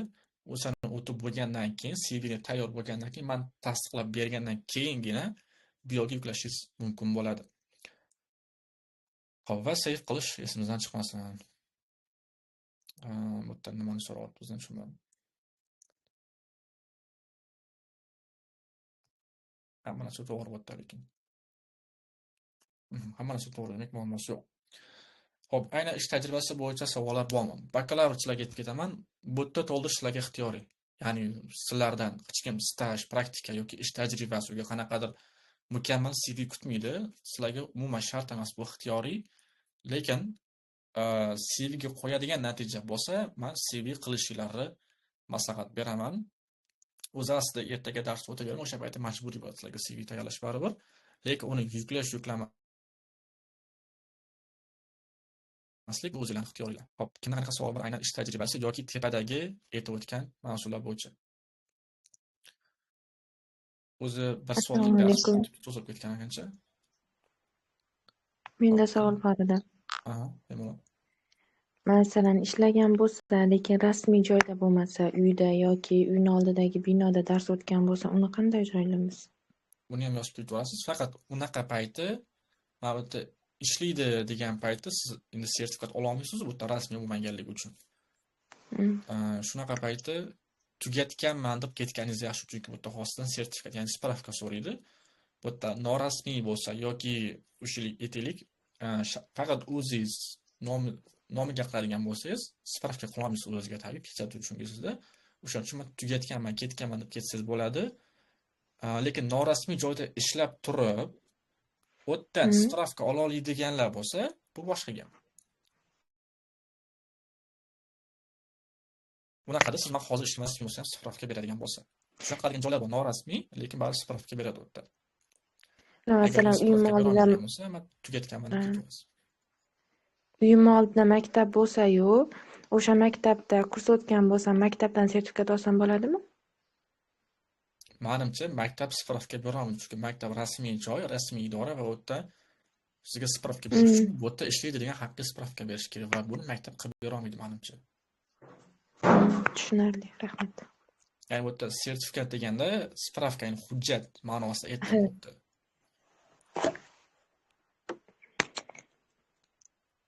Hop, yana kimda savol bor? Yo'q, bo'lsa davom etamiz. Aha, bu SAT'chilar qismi deb ayta olmayman, chunki mani hech qanday jariy jimat yo'q. Academic qualification qismi menimcha bu yerda 90% odamga umuman muhim emas, kerak emas, chunki sizlarda GRE, GMAT, SAT yoki ALESga o'xshagan sertifikatlar yo'q, lekin SAT'si borlar bor oramizda, o'shaning uchun ularga ko'rsatib o'taman. SAT'si bo'lib, shuga kiritib ketishi shart deb ayta olmayman. Bu qaysi ACT, ALES, GAT degan sertifikatlar bor ekan qanaqadir, GMAT, GRE va bizda o'sha aytganimdek eng ko'pi SAT qismi eski va yangi, menimcha hamma yangisini topshirgan. Chunki o'zi yangisi degani adashmasam 2-3 yil bo'lib qoldi kamida chiqqaniga. Demak, imtihon qachon topshirganmiz? Aytaylik 20-yil iyunning 16-si yoki 17-si ekan. Endi ballimiz aytaylik 1480 misol uchun. Endi taxminiy aytdim, menimcha unaqa qadam yo'q. 1480 va desimal qismi har doim 00 bo'lib turadi. Chunki SAT'da nechadir yarim, nechadir 3dan 1 degan narsa yo'q. Shunchaki 1480, 1300, 1250 lik farqi yo'q. O'shani kiritib ketasiz. Ya'ni o'zingizni natijasi. Va qayerda topshirgansiz? Aytaylik, Qozog'iston misol uchun. Shu Toshkentda yoki O'zbekiston joy qilmagan payt Qozog'istonga topshirib kelganlar ham bor, men bilishim bo'yicha. Shunaqa qilsangiz ham bo'ladi va bu yoki SAT'ni o'zini yuklaysiz. Va bunaqa holatda agar mabodoga birdan ortiq SAT'ingiz bo'lsa, oxirgisini yuklab kelsangiz bo'ladi, chunki baribir super skor ko'rsatiladi sizda. Menimcha tushunarli bo'ldi SAT qismi bo'yicha. Adashmasam, bizda TRYOS degan sertifikat olganlar yo'q. Menimcha bu yerda yo'q, TRYOS yoki YOS YKS degan sertifikat olganlar yo'q menimcha oramizda. Hop, social activities bu muhim qismi deb ayta olaman. O'sha hamma sertifikat yig'ib qo'ygan sertifikatlar, mana kursda olgan sertifikatlar aynan mana shu kirtasizlar. Bu yerda to'rt xil narsa bor, demak, award, yutuq qismi bor, loyiha qismi bor, sertifikat va grant qismi bor. Hammasini bitta-bitta ko'rsatib beraman sizlarga demak. Birinchisi yutuq. Qanaqa yutuq bo'lishi mumkin? Aytaylik, Istiqlol talantlari degan shahar bo'yicha o'sha san'at musobaqasida xullas 2-o'rin olgan ekanmiz misol uchun. Bu o'sha 1-chi, 2-chi, 3-chi o'rinlar yo'q qanaqadir eng degan sovrinlar bo'lishi mumkin. Misol uchun eng faol o'quvchi yoki eng tashabbuskor talaba bo'lishi mumkin, farqi yo'q. Endi eng faol o'quvchi degan shunchaki nomiga berilgan bo'ladi, lekin qanaqadir soha bo'yicha eng deb olgan bo'lsangiz, bu haqiqiy bitta yutuq. Demak, qachon berilgan? Ismini qilib yozib ketishinglar mumkin, lekin odatda sertifikatni o'zida yozadi aslida. Demak, buni bizga kim qilib kim tashkillashtirgan bu tadbirni yoki faoliyatni? Aytaylik, Qarshi shahar hokimiyati. Bu municipality bo'ladi.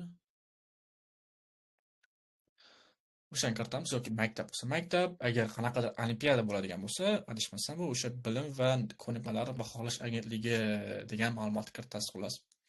Endi bu sohasi nima bo'yicha? Aytaylik, san'at va adabiyot yoki adabiyot va san'at sohasi bo'yicha yoki shunchaki san'at o'zi. Fanlardan bo'lsa, fanni o'zini kiritib ketaveradi va dokument qismiga xuddi o'sha sertifikatni yuklaymiz. Endi description qismi aynan o'shani izohlab berishimiz kerak. Aytaylik, Qarshi shahar hokimiyati tashkillashtirgan ushbu san'at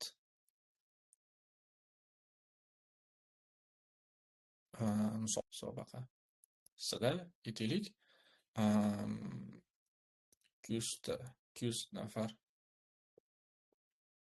ishtirokchi orasidan faxrli ikkinchi o'rinni qo'lga kiritdim deyishimiz mumkin. Yoki yana izohlab bera oladigan bo'lsangiz, izohlab ketishingiz mumkin. Xullas, buni siz bu narsani bilmaydigan odamga qanaqa tushuntirib beradigan bo'lsangiz, xuddi shunaqa shaklda yozib ketishingiz kerak. Ya'ni ular hech qanaqa istiqlol talablari degan qanaqadir bitta tanlov bilmaydi Turkiya Bo'stonliq komissiyasi. O'shuning uchun bularga bu narsani birinchi marta ko'rayotgan odamga tushuntiradigan bo'lsangiz, xuddi shunaqa shaklda tushuntirib berishingiz kerak. Bu san'at sohasida, xo'p, san'at nima aynan? Misol uchun aytaylik, san'atning qaysi bo'lishi mumkin? Misol uchun, rassomchilik.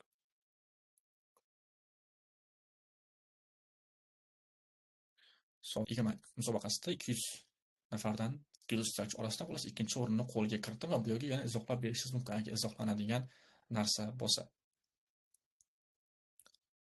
Xo'p, endi loyiha bu menimcha eng kam kuzatiladigan, agar universitetda qanaqadir loyiha yoki maktabda qanaqadir loyiha qilgan bo'lsangiz, o'shani yozib ketishingiz mumkin.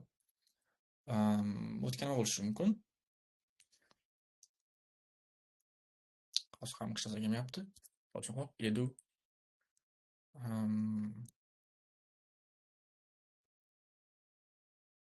Misol uchun Misol maktab uchun- uchun veb-sayt tayyorlab bergan bo'lishi ham mumkinmi? nima qilgan bo'lishi mumkin? Maktab uchun veb-sayt tayyorlab berganman-da. Buni ham yozishingiz mumkin. Endi bu yerga nomini tayyorlashingiz kerak faqat. O'sha veb-sayt nomi bo'lsa, xuddi veb-sayt nomi Linkini. nima bo'lsa, o'shani yoki shunchaki maktab veb-sayti yozib ketishingiz mumkin. School Italy 21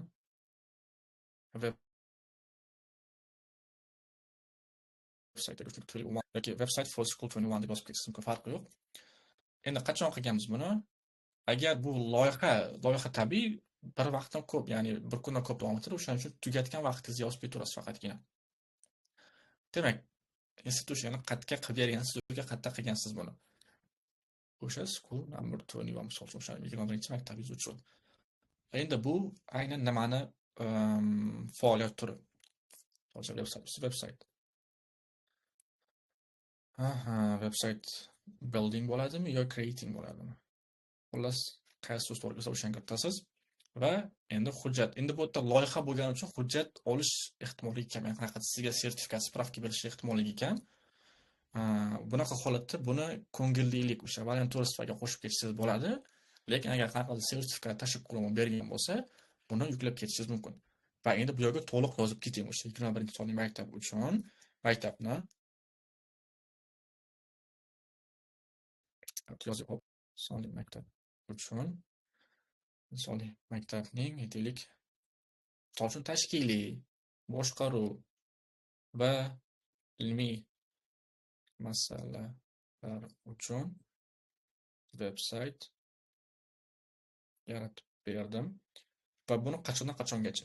Aytaylik, 10-sentabrdan 31-dekabrgacha davom etgan ushbu loyihada aytaylik,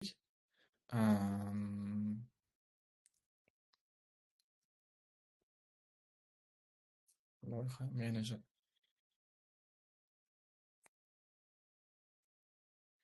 sifatida nima bo'ladi? 20 yoki aytaylik 4 kishilik jamoani boshqardim va natija nima bo'ldi? Ya'ni o'sha sayt yaratib berganingizdan keyin qanaqa o'zgarishlar kuzatildi sayt maktabni faoliyatida? Xullas, o'shani yoritib ketishingiz mumkin. Endi eng ko'p qiladigan qismi o'sha sertifikat qismi. Buni aytdim, o'sha maktabda olgan faxriy yorlig'inglar, maqtov yorlig'inglar bo'lishi mumkin, tashakkurnomalar bo'lishi mumkin yoki qanaqadir tadbirlarda, forumlarda qatnashib olgan sertifikatlar bo'lishi mumkin. O'sha qatnashish sertifikati deydi. Certificate of Participation yoki Certificate of Appreciation deganlar bor yoki men o'tganda so'rayotganim o'sha turli xil sohalarda kurs olib, undan sertifikat olishingiz mumkin edi. O'shani kiritib ketasiz. Misol uchun aytaylik, digital marketing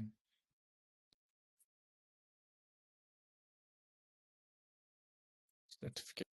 Qachon olgansiz bu sertifikatni? 20-yil, noyabr 26-si. Kim bergan? Qayerda olgansiz buni aytaylik?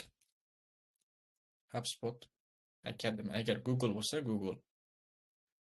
Va Google bo'lsa, Google'ni o'zi emas, Google Garage yoki Google Skill Shop bor, o'shani kiritasiz, aniq nomini, tashkilot nomini va qaysi sohada? Digital marketing. Endi o'sha sertifikatni o'zini hujjat shaklida yuklaymiz va bu yerga yana o'sha gap ochib berasiz buni. Aytaylik, mana shu HubSpot tomonidan tashkillashtirilgan ushbu kursda men digital marketingni mana shu nuqtalarni o'rgandim deb yozib ketishingiz mumkin. Bu Open Learn qismida o'sha Open Learn'dan sertifikat olganlarda allaqachon tayyor o'zi, nimani o'rganganingiz. O'sha yerdan shunchaki copy paste qilasiz. Faqat u yerda mana shu o'quvchi o'rgandi deb ketgan joylar bo'lishi mumkin. U yerda siz "Man o'rgandim" deb yozib ketishingizga, to'g'rilashingizga to'g'ri keladi. Yoki maktabdan olgan oddiy faxriy yorlig'inglar bo'lishi mumkin yoki sertifikatisiz bo'lishi mumkin. O'sha yerdan yetib ketasiz.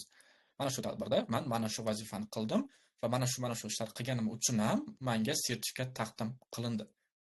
Ya'ni shunchaki sertifikat oldim emas, uni to'liq izohlab berishingiz kerak bu yerda. Endi grant bu asosan o'sha universitetda grantda o'qiyotganlar katta ehtimol bilan yozildi buni yoki qanaqadir loyihada grant olgan bo'lishingiz ham mumkin. Xo'p, aytaylik, bakalavr uchun grant oldik. Endi scholarship title'ga biz shunchaki state scholarship yozib ketishimiz mumkin, o'sha davlat grantini yozib ketishimiz mumkin. Yoki o'sha agar qanaqadir loyihadan grant yutib olgan bo'lsangiz, bu o'sha loyihani grantini title, nomini yozasiz. Qaysi soha bo'yicha endi o'tga oddiy universitetda grant olgan bo'lsangiz, o'zingiz sohangizni yozib ketaverasiz. Deylik, economics iqtisodiyot sohasida xullas grantga kirgan bo'lsangiz, iqtisodiyotni o'zini yozib ketaverasiz.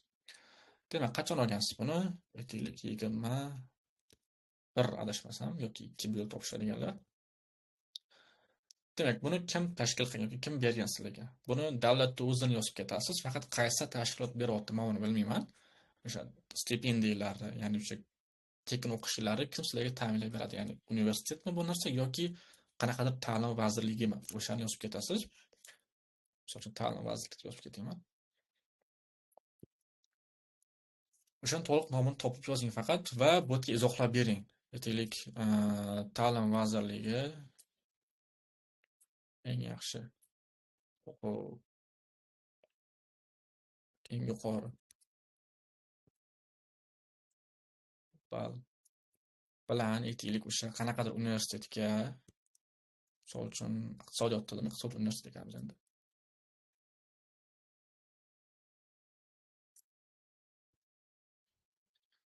Universitetiga iqtisodiyot yo'nalishiga kirganim uchun ushbu davlat granti bilan taqdirlandi. Deyapti, shunchaki berdi emas, aynan nimaga berganini yetib ketdik. Eng yuqori ball bilan kirganimiz uchun.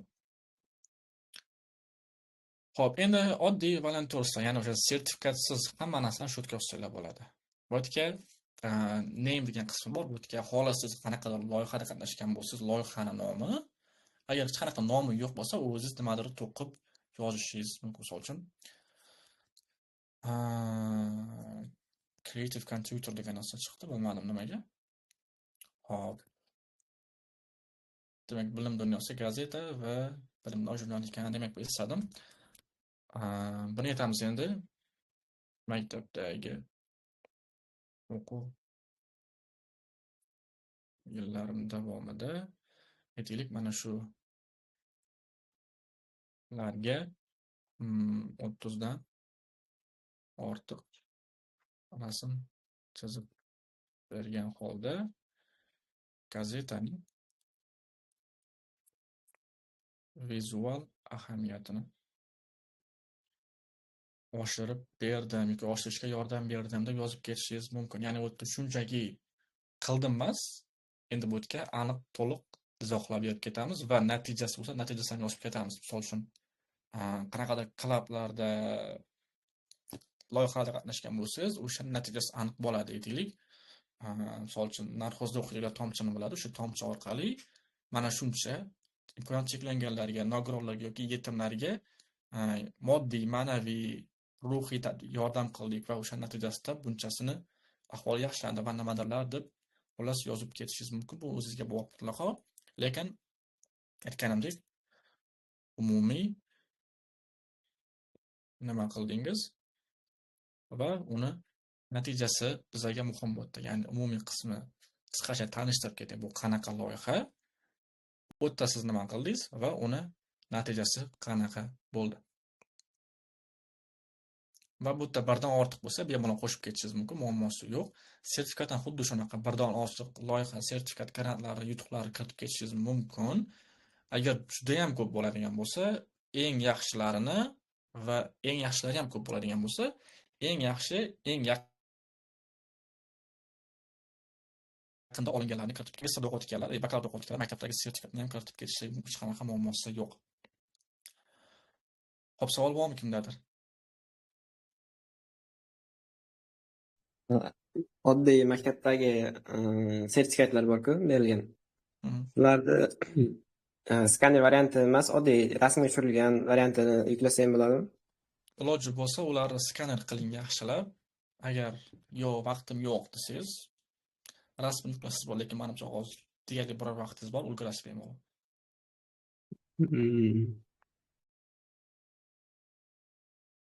Aha. Xo'p, yana savollar bormi? Jurnalda chiqqan maqolalarni qayerga joylaymiz? Yoki kursicha shunaqa narsalarni, emishlarni. Uni endi mana bu yerda loyihani o'ziga kiritib ketaverasiz, boshqa nimasi yo'q. Agar magistratura, doktoranturaga topshirayotgan bo'lganingizda, o'zi alohida sahifa ochilardi mana bu yerda ta'lim va tillar orasida aynan o'sha maqolalar uchun. Lekin bu yerda unaqa joy bo'lmaganligi uchun majbur project, ya'ni loyiha qismiga kiritib ketasiz buni. Tushunarli, rahmat.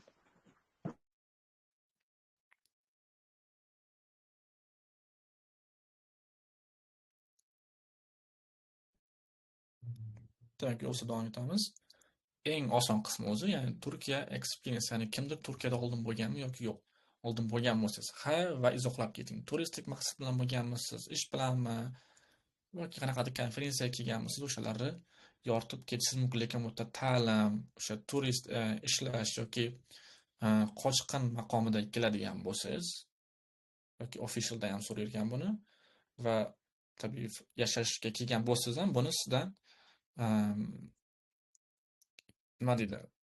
O'sha kimlik raqami deydi, xullas raqamingizni so'raydi bu yerda, ID raqamingizni, yashash ruxsatnomasi raqami to'g'rirog'i. Menimcha unaqa odam yo'q bizning oramizda.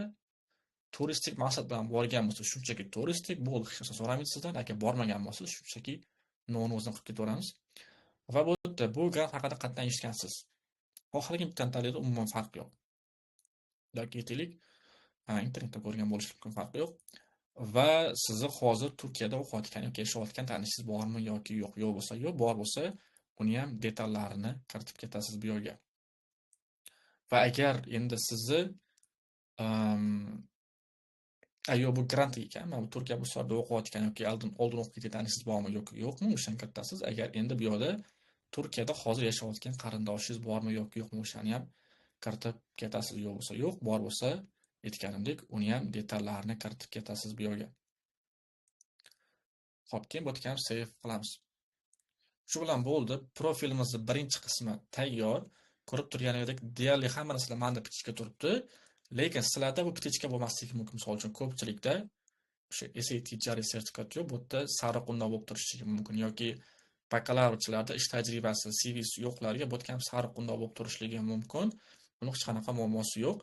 Qizil undov bo'lmasini yetadi. Hop, kimda qanaqa savol bor umumiy dars bo'yicha?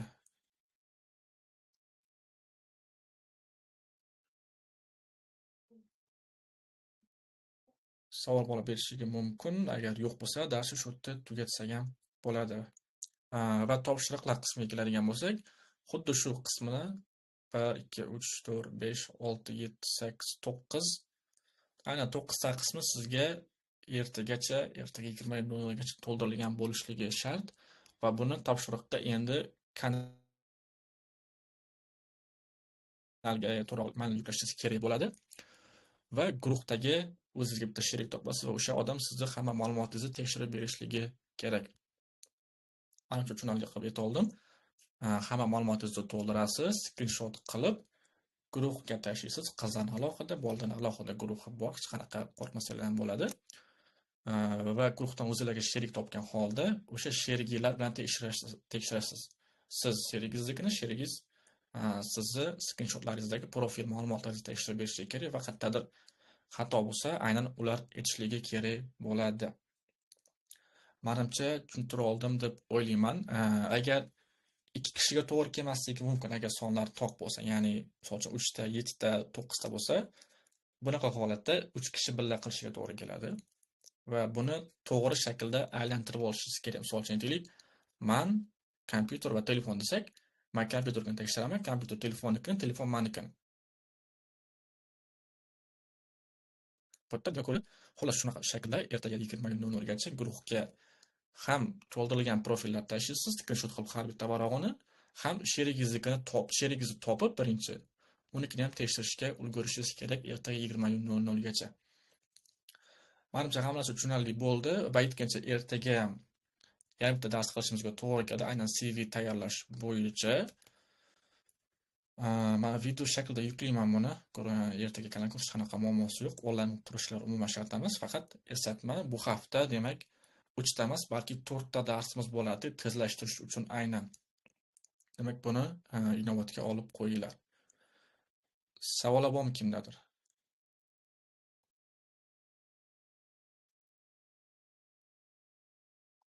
Savol shu tugatsak bo'ladi. Dars yozib olishni ham to'xtataman.